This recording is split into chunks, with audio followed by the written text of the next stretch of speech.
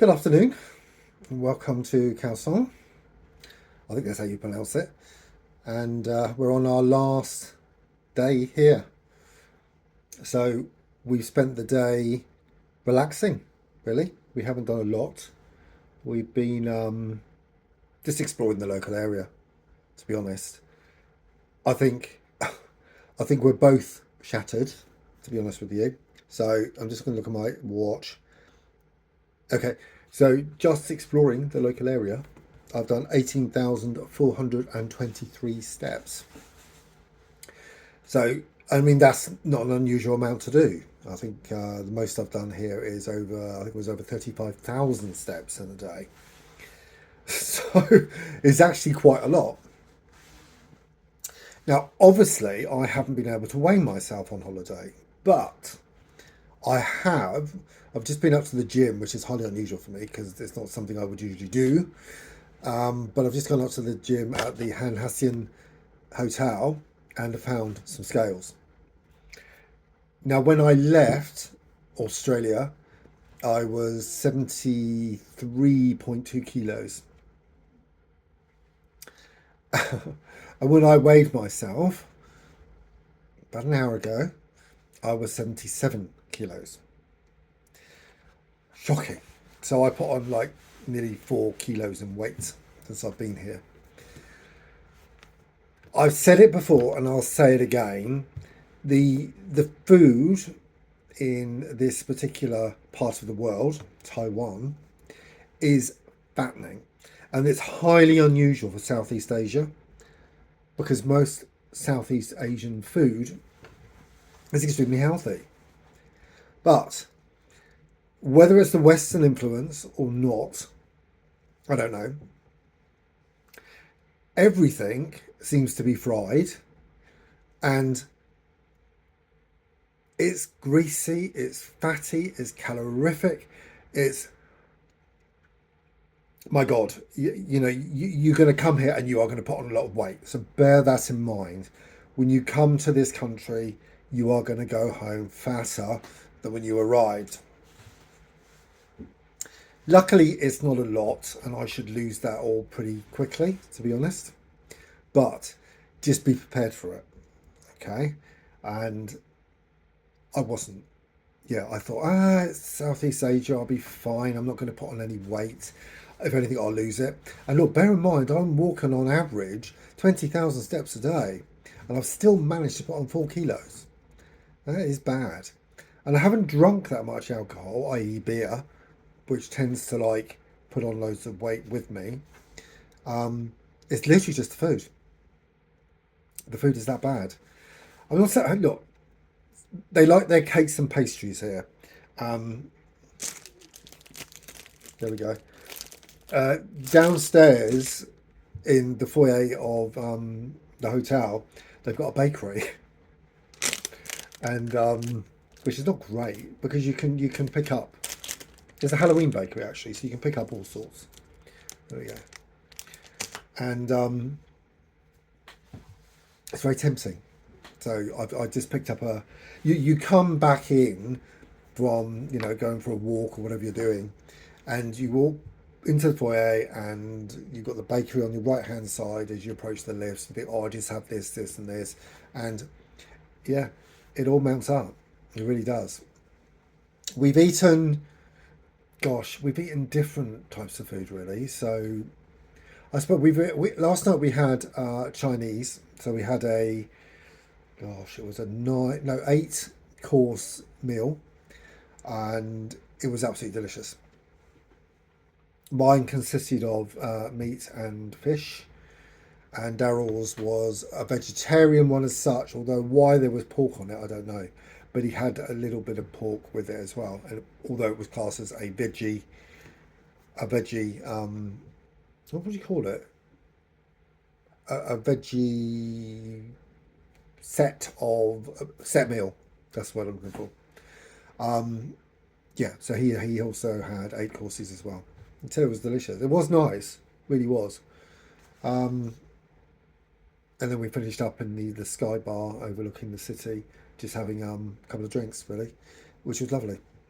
But in the main, we had some street food, and from all the stuff I've seen on YouTube, it's a big thing here, and most people eat the street food, and the reviews I've read were saying it was quite cheap, very nice, and all the rest of it. Look, maybe it's just me or my age or whatever, but I did not like it. Full stop. It was pretty bland. It was pretty fattening, and it was not cheap at all. It was really expensive. So I don't know where this cheap street food comes into it, because I didn't find it whatsoever. I mean, you might come here and you might see something different. I just didn't. So I stuck really with restaurants, and I prefer it that way. I'm not really into standing up eating food anyway. And wherever you go in this country, whether it's Starbucks or whatever, a food court, you seem to be standing up. You just do not sit down. And my feet are killing me. Literally. All I want to do sometimes is just sit down and rest. But there's that many people here. It's really, really difficult to rest. It really is. And there's nowhere to sit. Literally.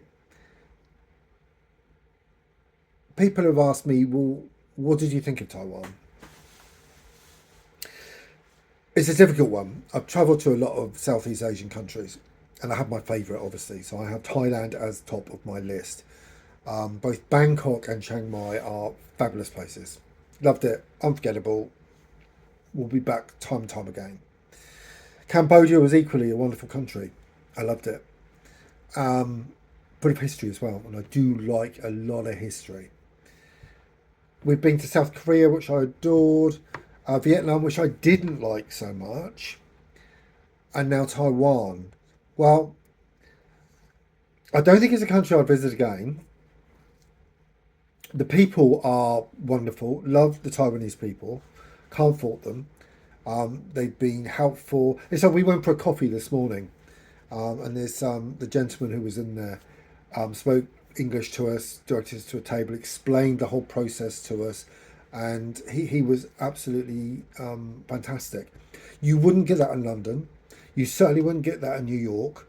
And we did find, because we've been to a Japanese restaurant as well, and there was no help at all. We were just left to get on with it, and we didn't know what the hell we were doing, to be honest. So I avoid all Japanese restaurants now. And we were going to go to Japan next year. That, as far as I'm concerned, is probably not going to happen. Taiwan was difficult enough. Now this country really isn't here to cater for Western tourism, not yet. It will be in the future, I'm sure, but it just doesn't cater for Western tourists at the moment. So you're kind of left to your own devices. It's very lucky because most Taiwanese do speak some English, and as a typical lazy British stroke Australian tourist, I should also learn different languages as well. You all learn a little tiny bit how to say please and thank you, but you need a bit more here. It's otherwise life's very difficult to get by, especially if you're going to local restaurants. Street food is not so bad, I think, because the street food vendors are well used to European tourists or Australian tourists, or there's a lot of Americans here actually, or American tourists. So yeah, you've got to have your wits about you for sure. It is a very, very modern city, so aspects of it extremely modern. The integrated transport system is amazing. You can use one card throughout the whole country on all public transport, boats, trains, buses, taxis, you name it, you can use it. And it works fantastically well. And the West has so much to learn from that. The shopping malls, they're okay. They're very modern. As I said, quite a lot of Japanese influences. Taiwan itself seems to get lost in a way. I think we both found Kaohsiung more Chinese than Taipei, and Taipei is certainly more Japanese in the influence. Um, they're both equally as nice. Love Taipei for very different reasons to Kaohsiung. Kaohsiung is very relaxed. It's less hassle. So when you are on the underground system, it feels a bit more chilled, and you can actually get a seat. Whereas in Taipei, you couldn't. You were literally stood up, no matter how achy your feet were. You know. Um, they do have priority seating for older people, so I thought about it, but I thought no, I'm probably not old enough yet. I might look it, but I'm not old enough to be sat on that seat. I'll probably get some glares anyway.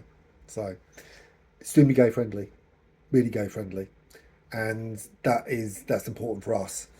We were both discussing last night about going to stay in Bali, maybe in about 6 months, but it isn't very gay friendly, and that could be a problem for us, especially hotel rooms, etc. But Daryl seems to think it'd be fine, and he said we probably need a Bali holiday. I mean, Bali is the Benidorm of Australia, really. So we probably do need to try it. I've been to Bali once before anyway, but it was very brief, and yeah, I lost all my money with some street vendor and it had all gone, and I hated the place. So it'd be nice to just see it, different aspects of it. And I'm told it isn't homophobic, although the government there is homophobic. So who knows? This evening it'll be very chilled. We travel to back on the bullet train tomorrow, back to Taipei, and we're staying at a very nice airport hotel on our final night, and then we've got that 10-hour flight back to Perth.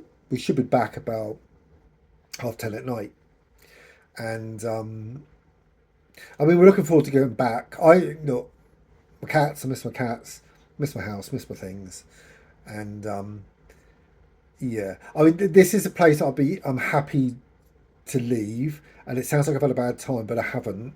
I've had a really really good time, but I'm just happy to be going somewhere a little less stressful.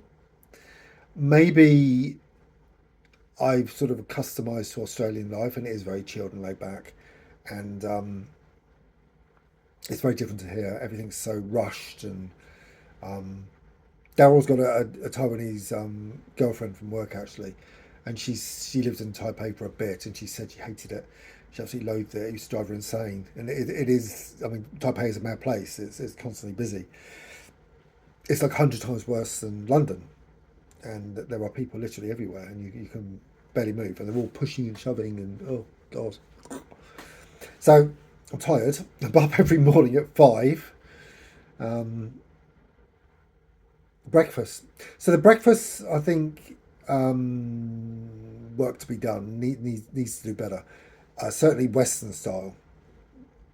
The breakfast at the Cozy in Taipei was far superior to the one at the Hassian Hotel, and you do get a token bit of Western breakfast fodder. But otherwise, it's pretty Chinese based. So I just sort of stuck with toast and eggs and stuff like that, really. And yeah, that kind of worked for me. They had baked beans here this morning and sausage, so that made a nice change because I do like beans for breakfast and sausage. So, but anyway, I think that's all I've got to say today. Haven't done a lot, as I said. Just going to do a little blog now. It's going to be a very short one today because we literally haven't done much. And I shall probably do a blog from the hotel tomorrow and let you know how our journey on the Shinkansen went. And yeah, look after yourselves.